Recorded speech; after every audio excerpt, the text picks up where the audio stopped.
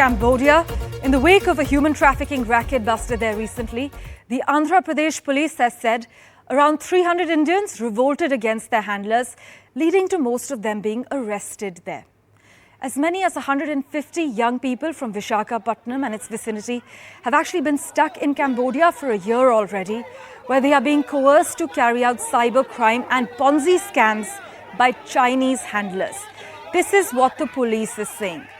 As per several reports, once in Cambodia, young workers would be held captive, tortured and compelled by Chinese handlers to execute scams such as task game fraud and stock market fraud as well.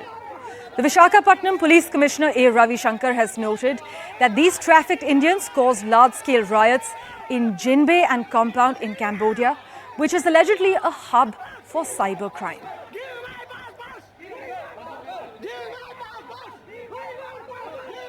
My colleague Mohammed Ghazali has been tracking the latest developments for us. He joins us live from outside the Cambodia embassy at the moment. Ghazali, the unfortunate saga of job seekers and unauthorized agents continues, much to our dismay. But as per the latest update, 60 Indian nationals are going to be heading back home. Yeah, today the Indian Embassy in Cambodia has informed and has shared details with their Cambodian counterparts there that these 60 Indian nationals who had revolted there because they were coerced into carrying out online scams and phishing scams, or what you call the spam callers here, who trick people and then dupe people, they will be rescued from there and will be sent back to India, and the Indian embassy there will be coordinating with them to issue travel documents as well. Now, this is not something which is new, but we have seen in the last couple of months there have been multiple such cases where Indian nationals were tricked into Southeast Asian countries for jobs, and then they were coerced by their handlers to carry out such a scam.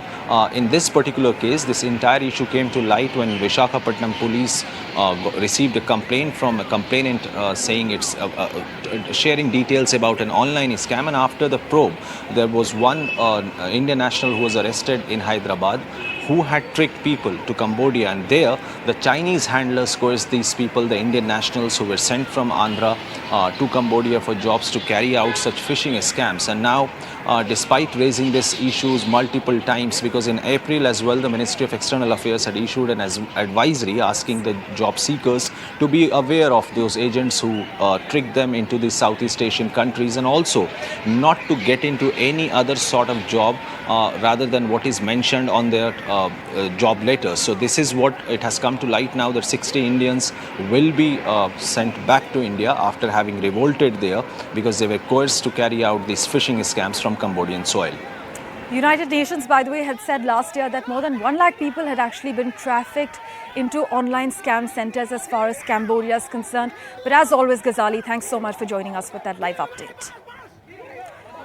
Labour and cybersecurity experts, meanwhile, have repeatedly warned that online job scams targeting desperate job seekers have been on the rise in India. But joining us for further clarity, immigration expert Rohit Sharma on the broadcast. Mr. Sharma, thousands of people, many with tech skills, have been lured by social media advertisements promising well-paid jobs, not just in Cambodia, but in countries like Laos and Myanmar as well, only to find themselves forced to defraud strangers worldwide via the internet. Have you seen a sort of pattern since the pandemic? Yeah, in fact, once again, thank you very much, Permission, for calling me on the show. Unfortunate news, but this is something, which is happening for the years and the decades now. I'm taking a bit of a liberty in pointing out here that it is just not, yes, Cambodia is beginning to become a center for these online frauds or so, but and it's not just post-pandemic or so.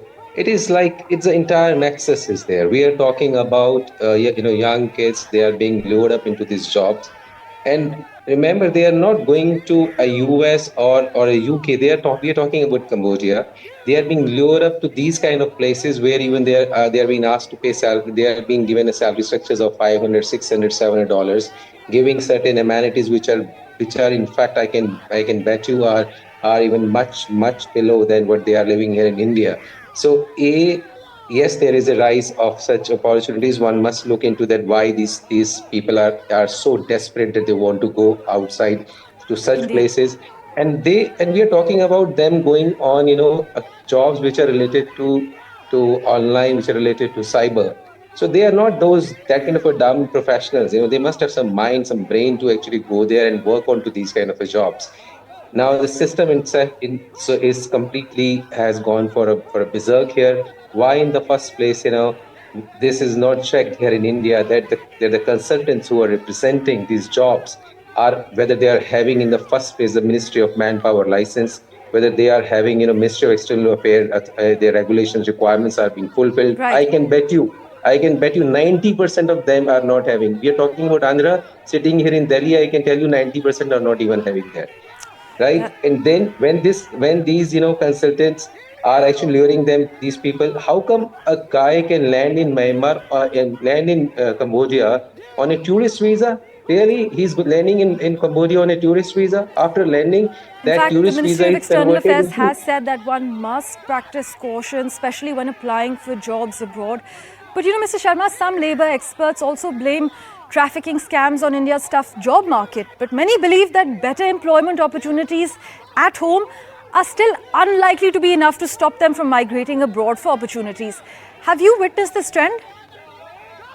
I agree with them. Like how much you talk about, India rising or India shining in the metros, it is all about. You go to the interiors of India, we are talking about Andhra. There are so many such interiors of India where people are that is what I said. People are living up to the standards which are must be poorest than what they are getting there in Cambodia. They are getting better standards there in Cambodia to live in. Right. So they actually therefore try to move on. It's all by the end of the day, it's about earning their bread and butter, which they find they're not getting here in.